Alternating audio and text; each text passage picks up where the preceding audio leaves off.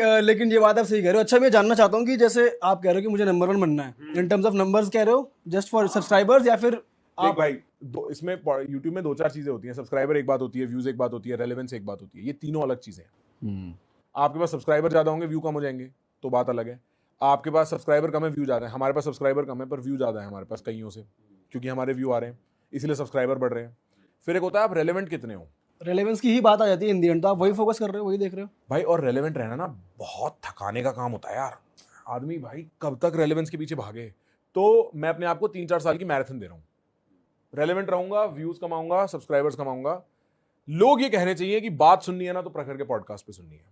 Guest ये कहने चाहिए कि बात करनी है तो प्रखर के साथ जाके करनी है।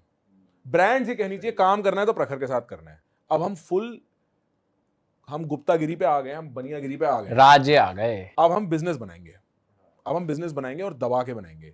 तो भाई मैं जब वापस आया ना, तो मेरे को मेरे पापा ने एक बात बोली थी कि काम करना है तो जो घर दादी ने बनाया ना वहां से करना है। ये बात मेरे को बड़ी सीधी बोल दी गई थी और मैंने एक बार में हाँ कर दी थी। मेरी दादी गई थी 2016 में, और मेरे पापा तब से ना एक माँ के जाने के गम में रहे हैं। तो मैंने बोला पापा आपने बोल दी, मैंने मान ली। मैं दादी घर पे काम करना शुरू करा, उस घर में सेक्टर 7 में है फरीदाबाद में। तब से भाई क्या काम चला है। तो दादी का आशीर्वाद जब तक है ना तब तक हम भाग रहे हैं। और दादी के आशीर्वाद की जो पावर है वो इतनी है कि ले जाएगी पार, हमें कुछ नहीं रोक सकता, कुछ नहीं रोक सकता। सिर्फ मेहनत की बात है और दिमाग लगाने की बात है, और करने को है क्या, लगाएंगे। और मौज लेने को है भाई। मौज तो वैसे ही कट रही है सर, आपके साथ बैठने को मिल रहा है। आप क्या बात कर रहे हो, मौज ही मौज है।